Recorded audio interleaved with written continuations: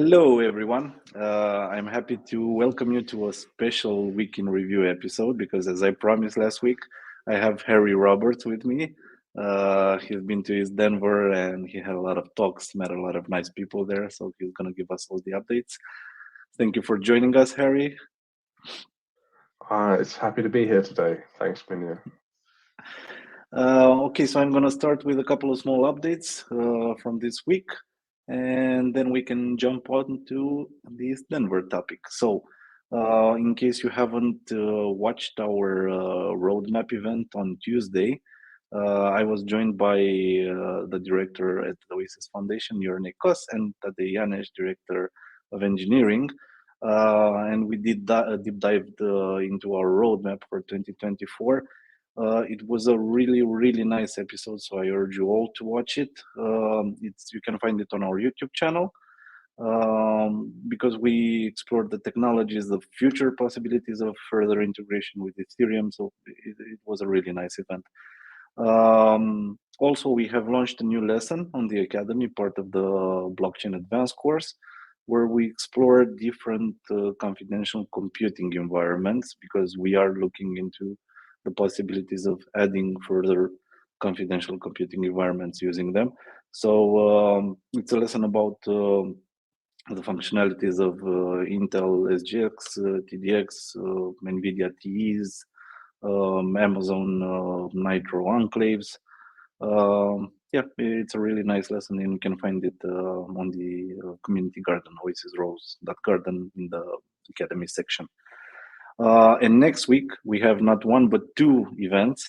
We have one event with Ocean Protocol on our Twitter account, Tuesday, 4 p.m. CET. We'll be joined by Ocean Protocol, and we'll be talking more about our partnership with Ocean Protocol. Matej Janeš, our BD manager, will join us, so it's going to be really nice.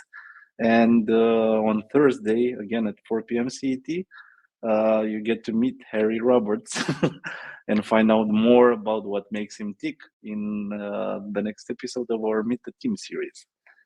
So yeah, and that's kind of it from the updates. Not a lot of updates this week, but I have Harry with me and we'll talk more about ETHDenver.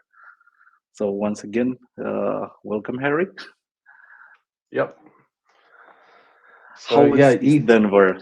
ETHDenver. Yeah, so I've never been to Denver before, or Colorado, or ETHDenver. So it was all a new experience to me. I've been to a few other places in the States, and I think just the first impression I got was each state is different. America's a huge country, but in comparison to the other events that we've been to over the past year or so, you do tend to get more Americans, obviously, because it's American. It's for them, it's like a local flight, right? So, in comparison to the events in Europe, there is a different crowd, and again, it's a different mix of people. So it's always exciting to see like the cultural differences for one, or just the different events have their own flavors. And I think ETHDenver in particular is like very unique and stands out over a lot of the other events. For example, there's some really like trippy stuff going on with the spork whale was the mascot this year. So I'm not sure what those guys are up to, but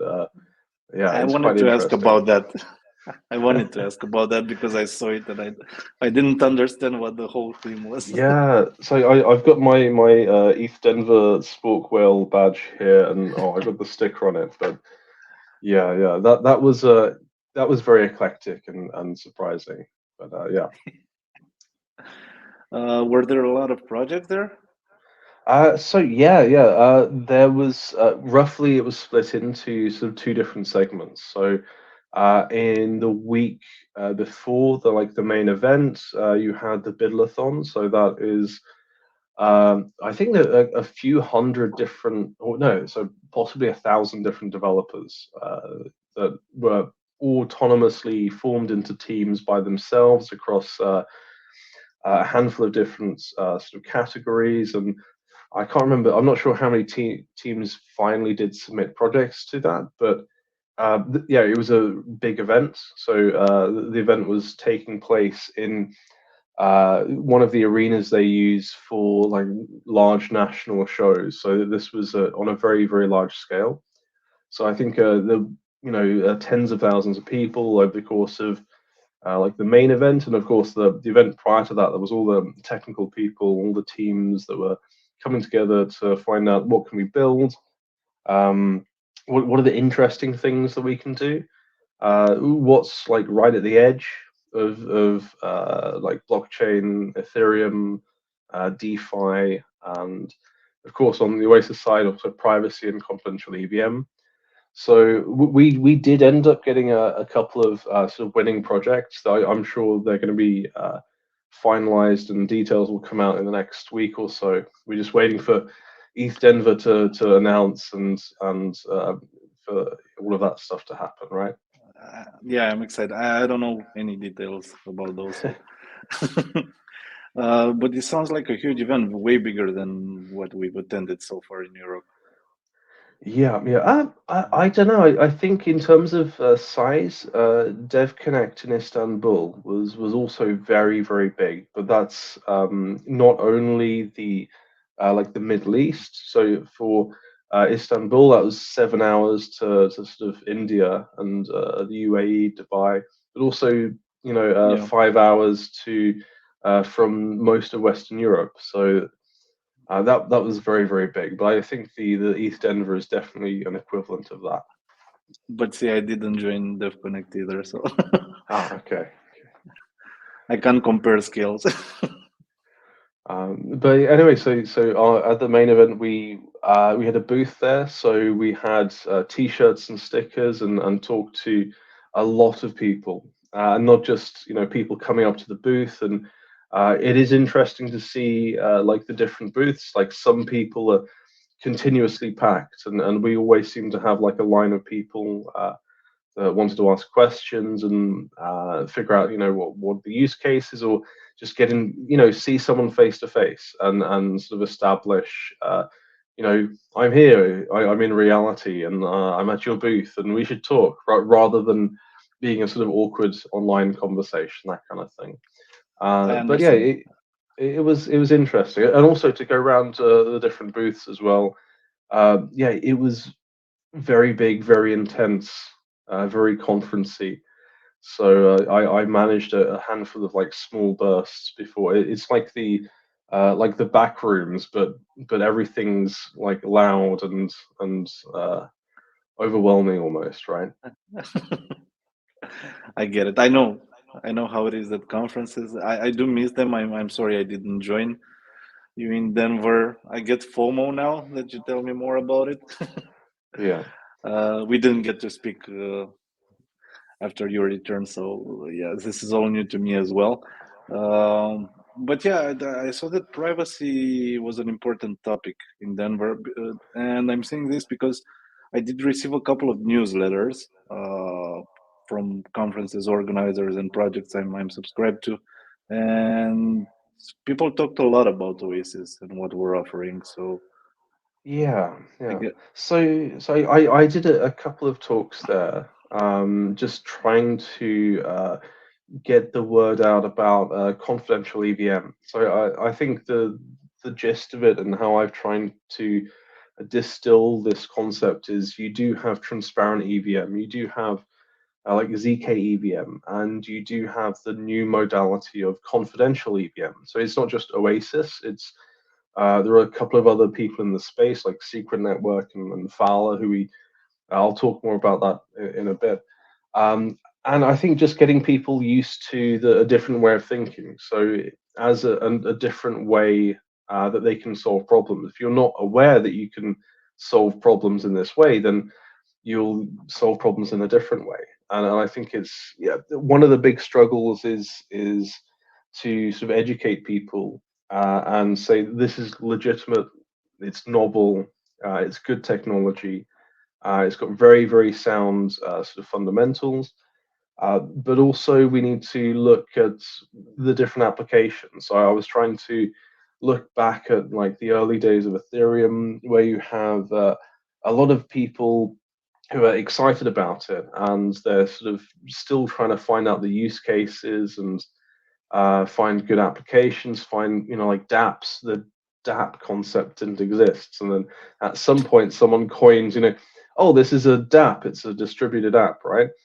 And so I think we're still looking for that kind of like fundamental realization with confidential EVM, and of course Oasis, we're right at the forefront of that.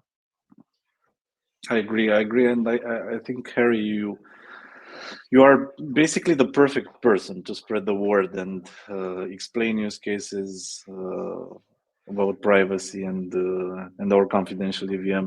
You're always doing an amazing job. I can tell you that.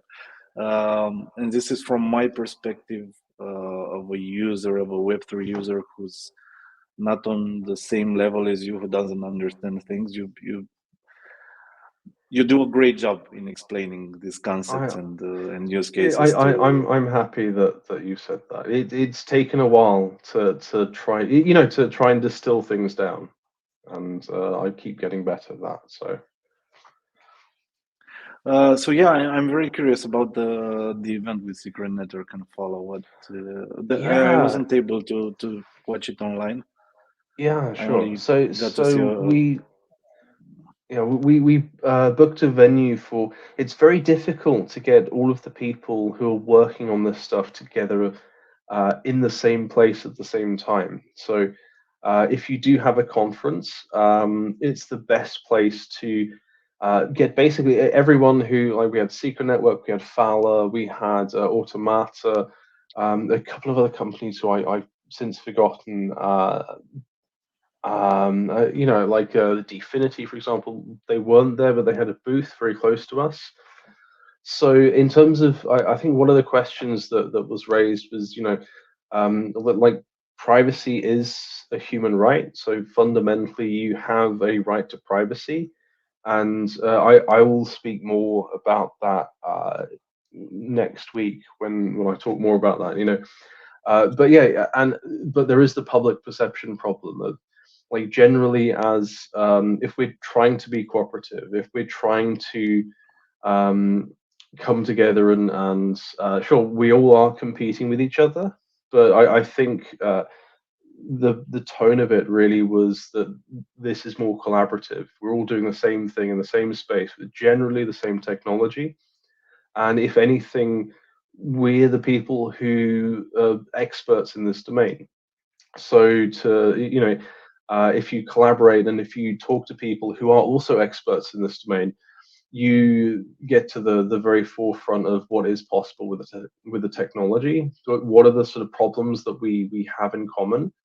And yeah, I think it was good to come together and have this sort of the panels and the in-person meeting where you can put a name behind the face, so it stops being like silly Twitter posts, and it's like, oh, you're actually a really solid, sound human being. I'm glad to have met them. Yeah, but see, this is what I've always been saying about the Web3 space, and this is what I love about the Web3 space: the collaboration between projects, people understanding that they need to work together to bring attention to the masses. Um, Yeah, I just love it. We're not competitors with Secret, with Fala. We're all working towards the same goal. yeah, and the healthy competition comes with that. Healthy competition, yeah, of course. Yeah, What else? What else happened? I know you had several talks, right? There was yeah, how yeah. to Deo. So we also covered how to DAO, which was we made a little application, like a demo of how to do cross-chain voting. So last year at ETHDenver, we produced another a demo again of private polling, private voting with cross-chain. But we, over the past year or so, we realized that, hey, this isn't quite, it's not as easy to use as it could be. So what can we do? What problems can we solve?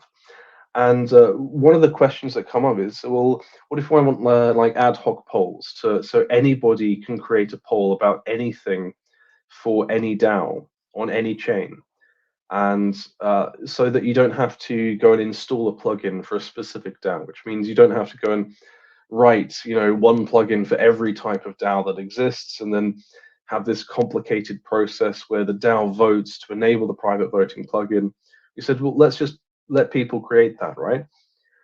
So we had a panel covering some really quite interesting aspects of like the privacy in DAOs. Is there like a bad side or an upside? Does it change the dynamic? And I think, yeah, one of the great questions that came up is, like, should we, if you have a problem with like bribery and private voting, means that bribery is more possible, why not just accept it? If we're starting to price in everything in DeFi, then surely DAOs should price in bribery. Should be rewarded for voting, just so that no one can bribe you for this, or at least it establishes a baseline price. But also the questions about, well, if you do have like these ad hoc private groups, you might not, someone could end up like taking over a DAO, where the DAO becomes irrelevant, and it's this new sort of private group. If you're not sure who's running it, you're not sure who's voting in it, you're not sure who's participating, but it becomes like an entity of its own. So I hope over the next couple of months we can polish the proof of concept a little bit more, and try to get this integrated with some of the larger DAO players. So we're slowly reaching out, trying to get the word out, because up until now, private voting apparently is difficult, and it's on Oasis Sapphire, it really isn't that difficult. It's pretty straightforward. So yeah, I'm hoping that will turn some heads and get some ideas flowing. I'm sure it will. It's a really nice and interesting use case. Yeah, I wish we had Will here from the BD side, but I know it's super early for him, and I think he's still he's just waking up, I think. Yeah. But anyway, our community will see the partnerships happening. I'm sure we got a lot of contacts from Denver as well. Yeah. Okay, anything else that might be worth mentioning about Denver? About Denver?